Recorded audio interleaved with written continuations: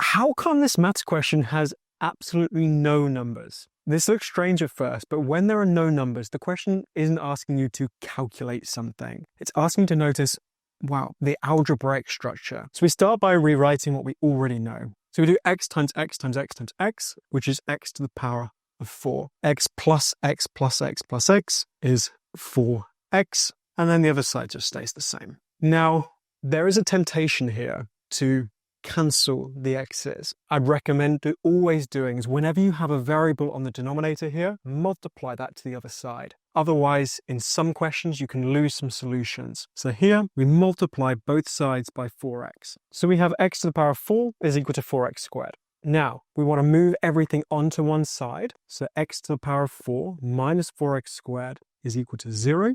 And now we want to introduce something called the zero product property. And what that means is if there are two numbers that we multiply together and the product is 0, then one of those two numbers must be 0. This is how we find all of our solutions to this equation. So we start by factoring out the x squared. So because both of these terms have a factor of x squared, we can pull that outside of the brackets. Then there's also a nice way to factorize this x squared minus 4, because this is a difference of two squares. So it factorizes into x plus 2.